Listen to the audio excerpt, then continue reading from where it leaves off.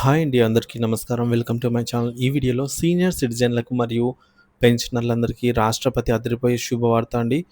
మరి వివరాలేంటో పూర్తిగా వీడియోలో తెలుసుకుందాము. వీడియోని ఎక్కడే గాని స్కిప్ చేయకుండా ఎండ్ వరకు చూసేయండి. అప్పుడే ఇన్ఫర్మేషన్ పూర్తిగా అర్థమవుతుంది. అలాగే వీడియో చూస్తున్న ప్రతి ఒక్కరు వీడియోకి లైక్ చేయండి ఫ్రెండ్స్. ఈ వీడియోని తోటి ఉద్యోగ, పెన్షన్ మిత్రులతో షేర్ చేయండి. కొత్తగా మన ఛానల్‌ని చూస్తున్నారు. ఇంకా ఎవరైనా సబ్స్క్రైబ్ చేసుకున్నట్లయితే వెంటనే మన ఛానల్‌ని సబ్స్క్రైబ్ చేసుకోండి. దీని ద్వారా నేను చేసే లేటెస్ట్ వీడియోస్ అన్నీ మీ వరకు రీచ్ అవుతాయి. ఇక ఆలస్యం చేయకుండా వివరాల్లోకైతే వెళ్ళిపోదాము. ఫ్రెండ్స్, ఇక విషయానికొచ్చినట్లయితే భారతదేశంలో సీనియర్ సిటిజన్లకు ముఖ్యంగా పెన్షనర్లకు రాష్ట్రపతి తరపున ఒక శుభవార్త అయితే వెలువడిందనమాట. దేశంలో పెరుగుతున్నటువంటి వృద్ధ జనాభా వారి ఆరోగ్య అవసరాలను దృష్టిలో ఉంచుకొని కేంద్ర ప్రభుత్వం కీలక నిర్ణయాలు తీసుకుంటున్నట్టు తెలుస్తోంది. జీవితంలో ఆత్మసంతృప్తి అనేది చాలా ముఖ్యమని, ఏ రంగంలోనైనా అది ఉన్నప్పుడే జీవితం పరిపూర్ణమవుతుందని రాష్ట్రపతి అభిప్రాయపడినట్టుగా సమాచారము. ఈ ఆత్మసంతృప్తి వృద్ధులకు లభించాలంటే వారికి సురక్షితమైన, గౌరవమైన జీవితం అవసరమని ప్రభుత్వం గుర్తించినట్టు కనిపిస్తోంది. ఆరోగ్య సంరక్షణకు అధిక ప్రాధాన్యత. ప్రస్తుతం 70 ఏళ్లకు పైబడిన ప్రతి వృద్ధుడికి ఆరోగ్య సంక్షేమం కోసం ప్రభుత్వం పెద్దపీట వేస్తున్నట్టు ప్రకటించింది. ఈ నిర్ణయం వృద్ధుల ఆరోగ్య భద్రతకు అత్యంత ప్రాధాన్యత ఇస్తుందని స్పష్టం చేస్తోంది.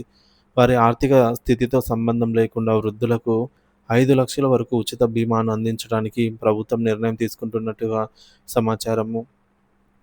ఈ పథకం ద్వారా ఇప్పటికే 7.37 కోట్ల మంది, అంటే 7,37,00,000 మందికి పైగా వృద్ధులు ఆసుపత్రిలో సేవలు పొందారు. ఇది ఈ పథకం ఎంత ప్రభావితంగా పనిచేస్తుందో తెలియజేస్తుంది. వయో పరిమితి తగ్గింపుపై పరిశీలన. ప్రస్తుతం ఈ పథకం 70 ఏళ్లు పైబడిన వారికి వర్తిస్తుంది. అయితే తాజా సమాచారం ప్రకారం ఈ వయో పరిమితి మరింత తగ్గించే అవకాశం పైన ప్రభుత్వం పరిశీలిస్తున్నట్టు తెలుస్తోంది. వయోపరిమితిని 10 సంవత్సరాలుగా తగ్గించి 60 ఏళ్లు పైబడిన వారికి కూడా ఈ పథకాన్ని వర్తింపజేయాలని ప్రభుత్వం యోచిస్తున్నట్టు వార్తలొస్తున్నాయి.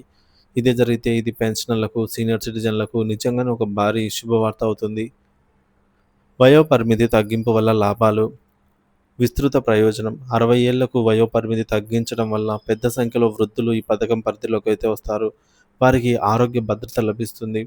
ముందస్తు సంరక్షణ. చాలామందికి 60 ఏళ్ల తర్వాత ఆరోగ్య సమస్యలు ప్రారంభమవుతాయి. ఈ వయసు నుంచే బీమా కవరేజ్ లభిస్తుంది. వారు ముందస్తుగా వైద్య సంరక్షణ పొందగలరు. పెద్ద వ్యాధులను నివారించగలరు.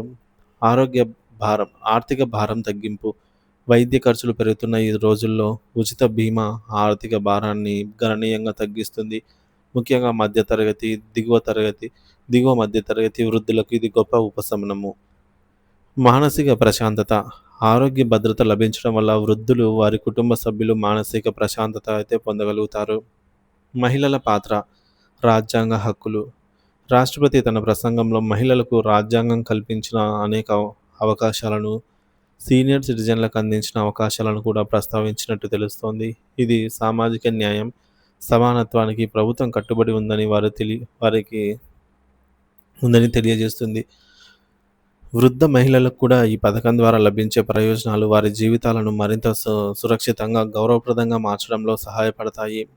వయో పరిమితి తగ్గించి 60 ఏళ్లు పైబడిన వారికి కూడా 5,00,000 ఉచిత బీమాను అందించాలనే నిర్ణయం కార్యరూపం దాల్చితే దేశంలో సీనియర్ సిటిజన్లకు ఆరోగ్య సంరక్షణ రంగంలో ఇది ఒక విప్లవాత్మక మార్పు అవుతుంది. ఇది కేవలం ఆర్థిక ప్రయోజనం మాత్రమే కాకుండా వృద్ధులకు సామాజిక భద్రత, గౌరవప్రదమైన జీవితాన్ని అందించడంలో కీలక పాత్ర పోషిస్తుంది.